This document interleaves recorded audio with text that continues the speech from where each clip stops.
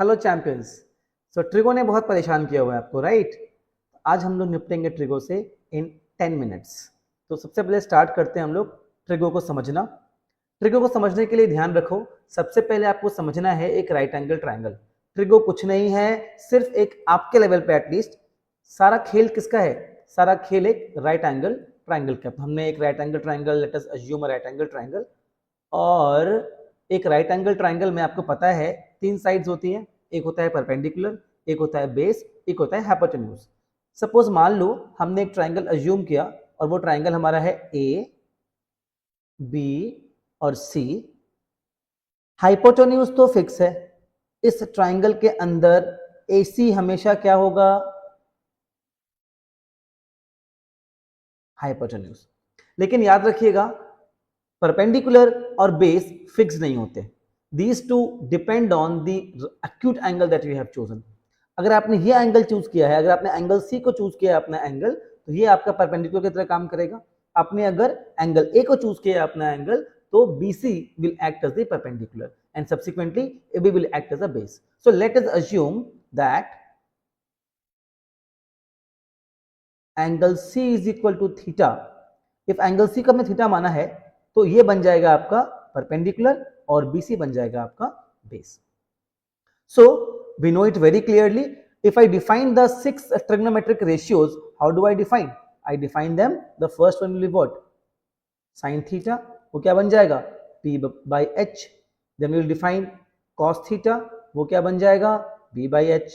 Then we have tan theta, P upon B.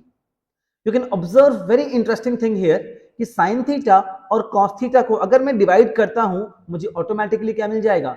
tan theta मिल जाएगा। तो I can very well say that tan theta is also equal to sin theta by cos theta। और ये आपको बहुत काम आने वाला है आगे क्वेश्चन सॉल्व करने में। सब्सिक्वेंटली अगर मैं एक और डिफाइन कर दूं, एक और रेशियो को डिफाइन करूं, उसका नाम होता है आपका cosec थीटा। उसको अपन क्या बोलते हैं? वो होता है H अपॉन P। अगर ध्यान से देखो, साइन थीटा क्या था? P upon H। cosec theta क्या है? H upon P। तो क्या हम कह सकते हैं cosec theta is nothing but 1 upon sine theta, right? Correct. Similarly एक और रेशियो हमारा आता है, उसका नाम है sec थीटा। वो हम डिफाइन करते हैं H बाई B के टर्म्स में। अगर ध्यान से आप देखो, cos थीटा और sec थीटा एक दूसरे के रेसिप्रोकल्स हैं, तो आप इसको ऐसे भी लिख सकते हो 1 बाय cos थीटा, करेक्ट। इसके बाद आखिरी जो रेशियो हमारा आता है वो है cot theta, and cot theta is given by B upon P, जो कि है 1 upon tan theta. So in a way we can also write that cot theta is equal to cos theta by sin theta.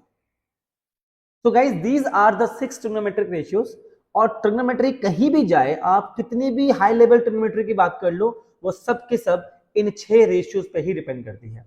मैं वापस से repeat करूंगा, आपको perpendicular और base choose करने में थोड़ा ध्यान देना पड़ेगा।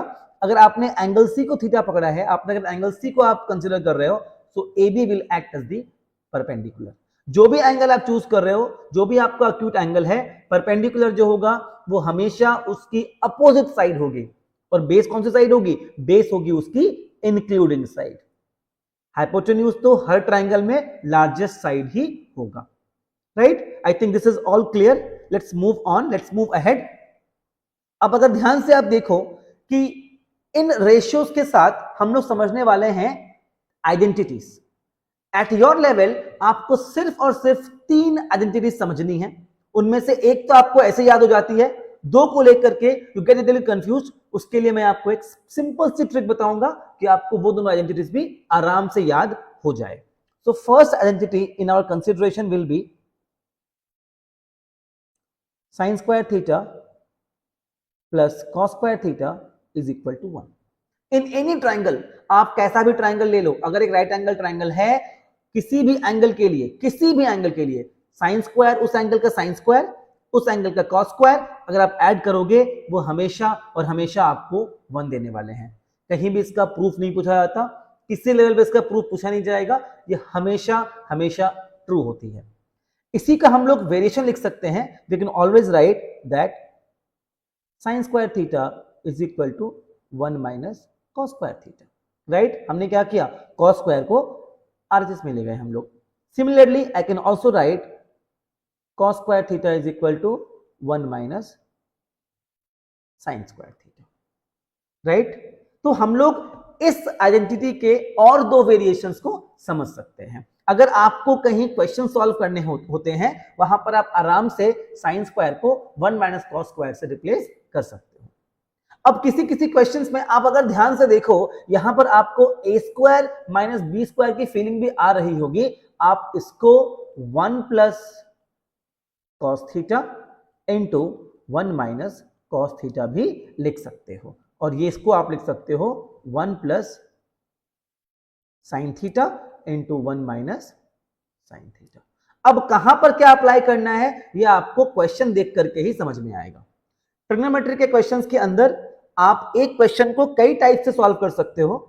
ऐसा हो सकता है आप क्वेश्चन को करना स्टार्ट करो और बीच में कहीं अटक जाओ. कुछ नहीं, हो सकता है आप वापस से काट के नए तरीके से स्टार्ट कर सकते हो. तो बिल्कुल घबराने की बात नहीं है.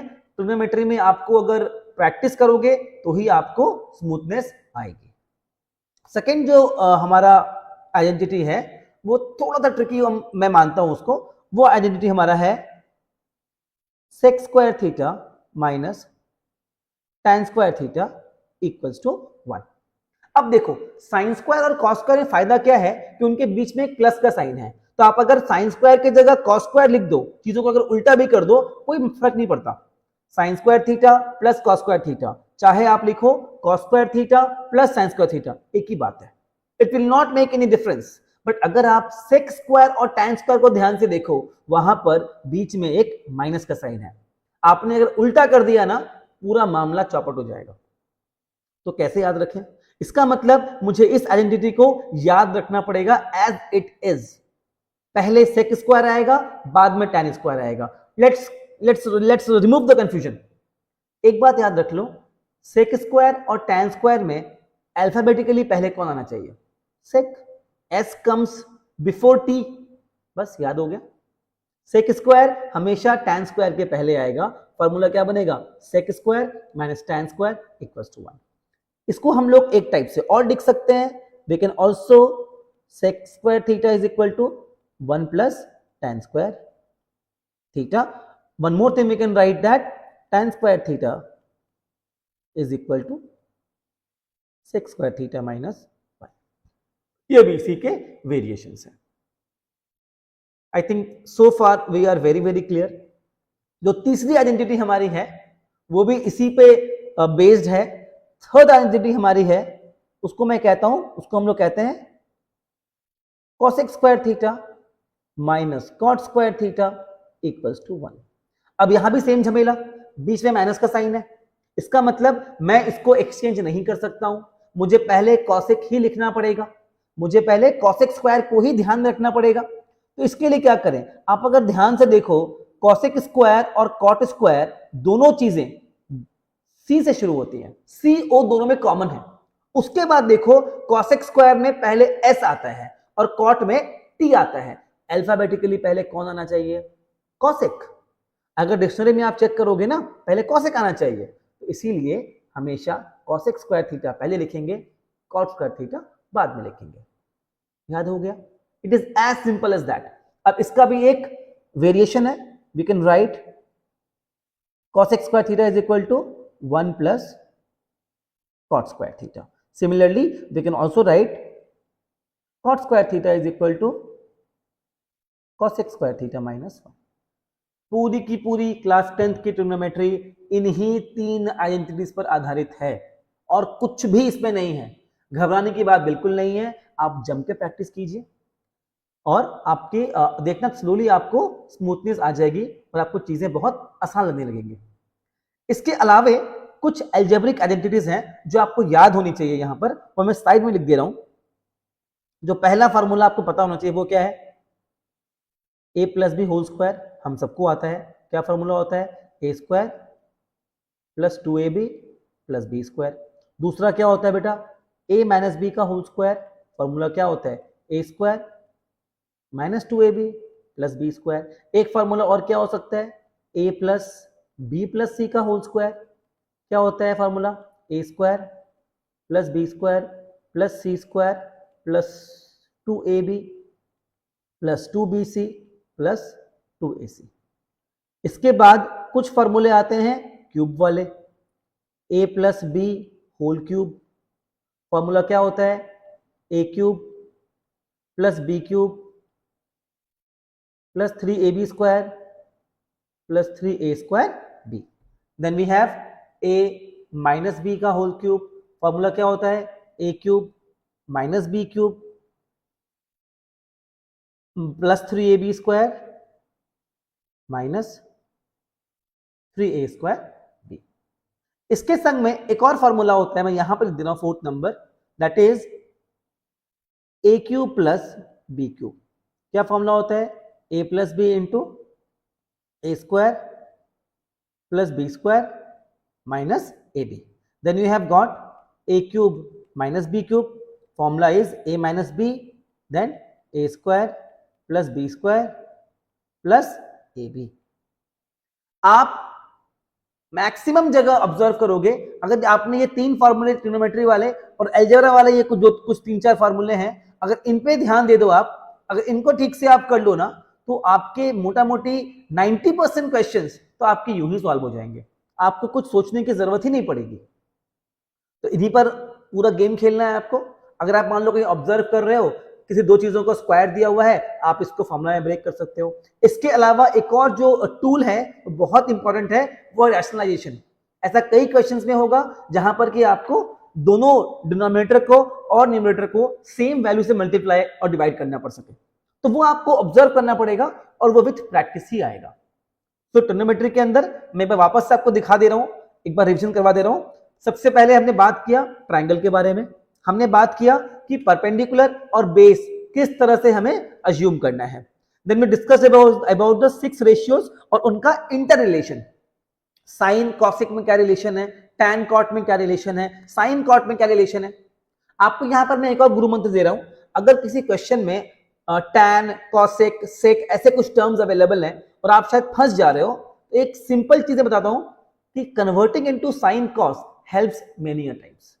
तो अगर कुछ नहीं हो रहा है, आप अगर फॉर्मूला अप्लाई नहीं कर पा रहे हो, तो एक बारी साइन कॉस में कन्वर्ट करके देख लो, शायद आपका काम बन जाए। उसके बाद हमने डिस्कस किया, we discuss about the identities. At class 10th level you have only 3 identities, sine square plus cos square 1, sec square minus tan square equal to 1, cosec square minus cot square equal to 1। इन 3 identities के बाकी सारे variations हैं जो accordingly आपको question देख करके डालने पड़ेंगे। क्लास 10th की ट्रिग्नोमेट्री में इसके अलावा कुछ नहीं है। आपने अगर इतना ठीक से कर लिया, आप लगभग सारे क्वेश्चंस ट्राई कर लोगे। आप पिछले वाले साल के क्वेश्चंस ट्राई कर लो, बाकी प्रैक्टिस कर लो, आपको प्रॉब्लम नहीं आनी चाहिए। To give you a small heads up, class 11th में भी आपको पढ़नी है ट्रिग्नोमेट्री, और क्लास 11th में इतने फॉर्मूले हैं कि आप याद करके थक जाओगे, एंड ऑल द फॉर्मूले should be on your finger tips. So class 11th के बच्चों को ट्रिग्नोमेट्री शायद सबसे डिफिकल्ट चैप्टर लगता है। मेरे कई सारे बच्चे हैं जो मुझे आज तक, हमने ट्रिगो उनको पढ़ाया है अप्रैल मई के टाइम पे, अभी तक वो ट्रिग्नोमेट्री में उनको प्रॉब्लम फेस कर रहे हैं, but not in class 10th। Class 10th की ट्रिग्नोमेट्री बहुत सिंपल है। आप जब 11th में जाओगे, जो लोग भी आप लोग मैथ्स लोगे क्लास 11th में, यू विल रियलाइज कि 10th की ट्रिग्नोमेट्री कितनी आसान थी 11th के कंपैरिजन में। ट्रिग्नोमेट्री एक समंदर है और आपको उस समंदर का सिर्फ एक गिलास पढ़ना है। It is that easy, that less. आप बिल्कुल चिंता मत करो, just pay attention and just put in the best hard work. All the best.